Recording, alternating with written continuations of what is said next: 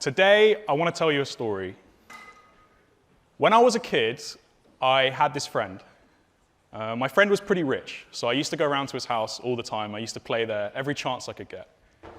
And my friend's dad, at the time, I thought this guy was the most successful person in the whole world. So, one time I was over at my friend's house, and I was playing, and his dad was there. And I thought I would ask him. I asked his dad, when I grow up, how do I become successful just like you? And then this is what his dad said. He said, if you want to be successful in this world, you've got 3 choices. Become a banker, become a doctor, or become a lawyer. So, as I grew up, I remembered this advice. Because, I wanted to be successful, so I always had it in the back of my mind. Banker, doctor, lawyer. But, it was a little bit of a problem for me. And I started to realize this as I grew up, but I couldn't quite understand why. Now it's obvious. Look at me, look at what I'm wearing. Can you imagine me as a banker or a doctor or a lawyer? Imagine you're in court and you look over to that side and it's me representing you. It's over. It's not happening. Or or let's say you're in surgery, right?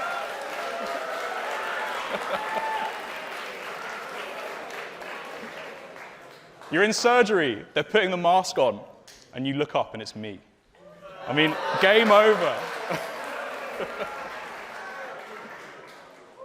So I had this dilemma when I was growing up. And, for a while it was okay. It wasn't too much of an issue, but I don't know, it became harder and harder. Because when you're a teenager, you have to start making decisions about your future. Starts off slowly, but it speeds up and it speeds up. And then before you know it, you're almost an adult and you have to decide what you're going to do with your life. And this was a problem for me because I'd realized that I was more of a creative type. I liked painting, I liked music production, and I liked 3D graphics. Anything that I could make using a computer, that's what made me happy. So I started getting worried. I had my life over here. Picture it. All your friends are over here. They've got it all figured out. Banker, doctor, lawyer. They know what course they're going to take. They know what degree they're going to go on. They know what grad scheme they're going to go on. They know how much money they're going to make at every stage in their life. And at the end of it, they know that they're going to be successful. It's guaranteed. And then you're over here all by yourself. You see what your friends are doing, and you're happy your friends are going to be successful. You're like, great job, guys. And you see the path that they're going to go down, but you don't really want to go down that path. And to be honest, in your heart, you know that even if you did want to, you can't do it. Because all of your skills and all of your abilities are different. That's where I was. I was all alone over here. And I had no idea what I was going to do next. But you can't just sit there forever waiting. Time keeps going. And before I knew it, school was coming to an end, and I had to make a decision. What am I going to do next? So I started thinking, maybe I'm just not mature enough yet. Maybe I can't see the big picture. Maybe all my friends are right. They've got it figured out. They're trusting in the process. They're trusting in the big picture. Maybe I need to go with them, and everything will sort itself out in the long run. So here's what I did next. I made the biggest mistake of my life. I decided to go over there, down that path. Yeah. That's not the end. That's not the end. Okay, so here's what happened next. I applied for a degree that would get me a good job writing code in a bank one day. Remember, banker, doctor, lawyer. So I went and did the interviews. I applied to some universities. Somehow I got through these interviews. Somehow I managed to get the grades that I needed to go to one of these universities. So before I knew it, school was over, the summer was finished, and I'd packed up my bags, and I was off to uni. So as soon as I got to university, I can't exactly describe what happened, but the feeling that I had was that it had just been a terrible, terrible mistake. And I think looking back now, I can understand why, but I had no idea at the time. Every step that I took down this path that wasn't meant for me was further and further away from where I wanted to really be. And I think the hardest part that really made it tough was that I was scared to admit that maybe I'd made a mistake. Maybe I'd picked the wrong direction. Because what would that mean? Think about it. I'd taken out this student loan. I'd moved away from home. I'd committed to these classes. I'd signed up for this degree. What would happen if I backed out? I would be a failure. So I was trapped. I was trapped between two worlds. The world where I was doing this thing that I was meant to do, and the world where I was doing what I wanted to do. And being trapped here, this indecision, to be honest, it took me to a bad place. I got really depressed. I went into a downward spiral. I stopped socializing. I stopped going to my lectures. I stopped eating even. I lost about 50 kilos in that first year. And I was like skin and bones. And then, one day, it all ended. Or rather, it was supposed to end because I was crossing the road and I blacked out. I guess my body had just given up after what I'd done to it. And the next thing I knew, I was waking up in hospital with all these injuries. I had a smashed up face, and I had nothing to show for it. I was a complete failure. It felt like my life had ended before I'd even started. So I was in a pretty bad place, but it is true what they say about rock bottom, which is that it forces you to make a change. So that's what happened next. I decided that I didn't care about being successful anymore. I wasn't going to go down this path. In fact, I went all the way back up the path, over the bridge, and when I got to the other side of that bridge, I set fire to it. And I told myself, I'm never going there again.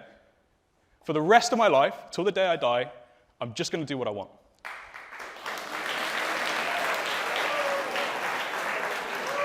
And it doesn't matter if I succeed or fail. It doesn't matter. I just don't care anymore. I really didn't care. So I went back to the only thing that I enjoyed doing in life, which was making stuff with computers. So I just started making little art projects. I made little games, things like that. And it's so funny. This is the thing, the most useless thing that I could imagine, the thing that I thought was so trivial and didn't matter to anybody. This is the thing that started getting attention from other people. Because it turned out that there were other people at that university who were a bit like me. They didn't fit in. They wanted to do something else. And it turns out they had these big ideas. And I had the skills to make those ideas a reality. So we kind of teamed up. We started doing things together. Small things, but then they got bigger and bigger. And it started to look like there was actually some real potential here. We can make some money. So we entered a business competition, and we won it. Then we got some investment. And before I knew it, just this whirlwind, I was dropping out of university, I moved to another city, and I'd become an entrepreneur. And remember, I was only 19 at this time. So in 1 year, thanks. Yeah.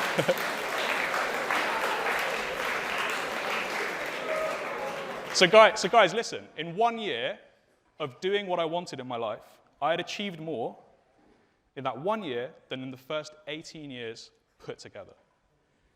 And the best thing is that it felt like I'd woken up for the first time, and I was breathing this crisp mountain air. I just felt so happy. It was so perfect, and I felt like I'd found the right place for me. And so that's what I've been doing ever since. And I'm not going to lie, being an entrepreneur is pretty hard.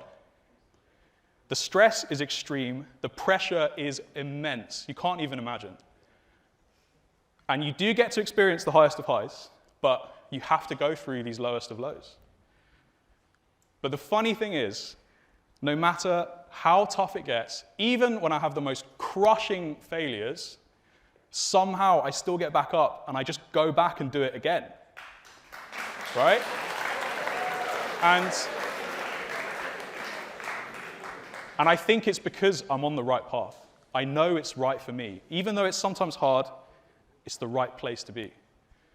So yeah, that's what I've been doing ever since. And then look at me now. I'm up on this stage. I'm talking to you guys. I'm 31. So a lot of time's gone past. I've founded 5 companies. I've sold 2 of them. I'm a dropout, but in the technologies that I work with, I'm one of the top experts in the UK.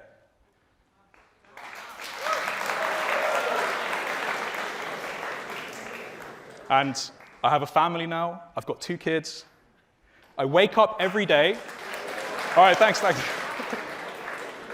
I wake up every day and I do what I love, right? I do what I love every day. And all my dreams came true. All right, you don't need to clap for that one. All right, look, I want to leave you with a lesson here. So, look, I got really lucky. I had to go through some tough things, but the age where I found my place in the world is pretty young. And I'll tell you, there's a lot of people out there who they don't get here until a lot older. And some of them never even get there at all. You know, I've got a lot of friends now, and my friends are a lot older than me. Some of them have got gray hair and stuff like that. And you know, we talk about business, we talk about politics, and sometimes we talk about our ages. The age difference comes up. And you know what they always say? They always say, man, I wish I'd been doing what you're doing at that age. Or I wish I hadn't wasted my 20s on this other thing. Or maybe I made the wrong decision back then. Maybe I should have done this instead. And you know, sometimes they even say, oh, maybe I should have done something a little bit like you. But here's the crazy thing. I say the same thing. I say, I wish I had been doing what I'm doing now when I was 15. So they're saying it, I'm saying it. The only thing I can conclude is that the sooner you get to finding your own place in the world, the sooner you find your own path, the sooner your dreams all come true. And that's what I really want to focus on. I want you to reflect on this story. I want you to think, what is your path? Because the point is, it's not about my path. It's not about following my path. And it's not about following the banker, doctor, lawyer path. At the end of the day, it doesn't matter. What really matters is following your path. So, take the path less traveled, follow your heart, and embrace the adventure.